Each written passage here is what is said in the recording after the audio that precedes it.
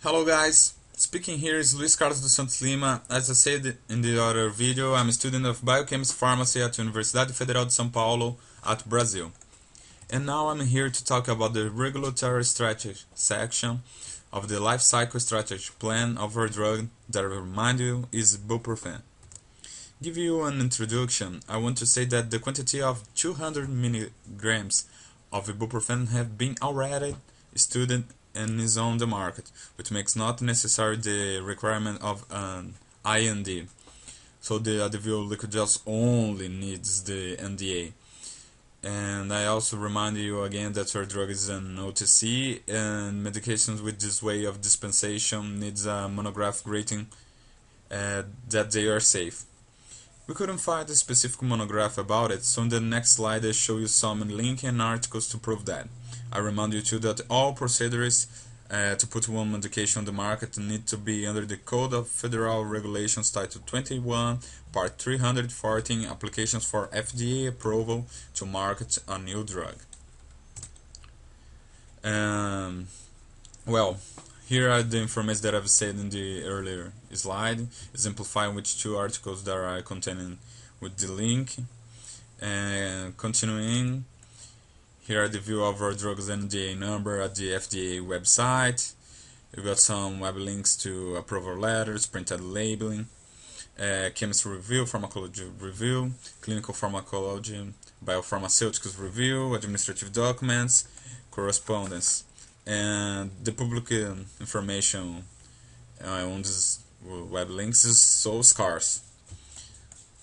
Anyway, we got here the NDA number, application, the approval data, some supplements, and the company Whitehall Hobbs Healthcare that was bought by Pfizer. And I want to say to you, both Advil liquid gels and Advil migraine have the same NDA number, and this NDA approves the our drug for the indications already mentioned on the preclinical section and the clinical section, the clinical studies. We got here displaying on the screen the NDA numbers, supplements, and the meaning of they. The first one, no supplement, just the NDA, means the approval of our drug. And the supplement one is the supplement application, which provides for an in-process PAG specification of the component for liquid fill material prior to encapsulation. The second, the supplemental application, provides changes in the name of product and labeling revisions. The third, the supplemental provides for a change in the packing components to those typically used for the rest of the Advil product line, tablets, caplets, gel caplets, covered under NDA 18989, and the addition of a bunch of configuration. The supplement 4 is a control supplement. The supplement 5 is one supplement which provides for the new indication as follows: for treatment of mild to moderate migraine headache. Here we have all information available at the FDA site about the NDA process of our drug, and I won't read it for you guys because of the short time we have here. Going ahead, before I talk about the studies that support our drug, I want to say that Advil is commercialized at 40 countries and have the same indication in this. Going ahead, on the screen we have a study to ensure bioequivalence of our Advil liquid gels. You can check it out if you want. And on the screen we have more bibliography which supports ibuprofen at UTC doses. As you can see, you can check it out. And here. But now again we come with general information: generic name, our drug, Advilic gel 200 mg, present as the free acid and potassium salt, NOTC, the route of administration, oral, the purpose, pain reliever, fever reducer, the schedule of taking it, and 2 years and above, as you can see, and how to take if you're under 12 years. And the most important information, always read the label to your own safety. Well, and that's all for the FDA regulation. And as we are from Brazil, we bring you some information about how you can put it on market a new drug here. Our FDA em Brazil is Anvisa, Agência Nacional da Vigilância Sanitária, de Vigilância Sanitária. And here the medication is registered by, inside the Anvisa, the Gerência Geral de Medicamentos, GGMed, General Management of Medicines.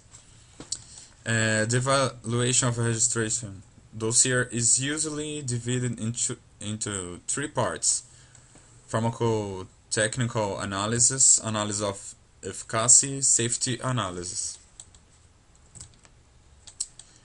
And then the pharmacotechnical analysis is done by Anvisa own technicians, pharmacists usually, and the efficacy is done by a group of ad hoc consultants.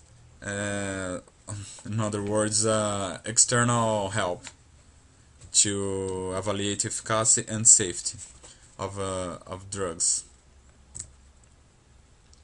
Here's the procediment material which is needed to be sent to pharmacotechnical analysis. Can be divided into 2 stages. The first consisting of up to check if all the required documentation for the record included in the process. The second step is the actual examination of the registration dossier, which comprise 4-part documentary consisting of application forms for registration, proof of payment of dispensation fee, the company's operating license, certificate of technical responsibility, reporting production of pilot batches for national products, certificate of good manufacturing practice and control GMP issued by Anvisa. And B, the technical report, which should contain all the information regarding the pharmacotechnics and clinical studies. Its pharmacotechnical analysis are evaluated leaflet as its structure, the stability of the product, technical information, principle active, pharmacodynamics, pharmacokinetics, all production of the product, and all quality control of the product. Well, these are some petitions which are required to send for the evaluation of the other ROCS consultants when it comes about safety and efficacy. More stuff is required, as you can see. You can check it out, what you need to send to other ROC consultant. And furthermore, Anvisa monitors drug prices that are on the market and technically assists in setting the price of new drugs. One of its functions is to act as the Secretaria Executiva da Câmara de Regulação do Mercado de Medicamentos, CMED, as you can see, Executive Secretariat of the House Market Regulatory Agency, interministerial body responsible for regulating the market and establish criteria for setting and adjusting prices. Furthermore, Anvisa monitors the market for health products and at the time of the request or revalidation of registration, gathers economic information of some class of these products. Well, finishing this section, I'm here again to show you some links about legislation in use in Brazil. And if you have some questions, please mail me. And This is all for this section. I'm sorry about the time of explanation about my English, and I'm hoping that you understand the material that we brought. So, bye bye.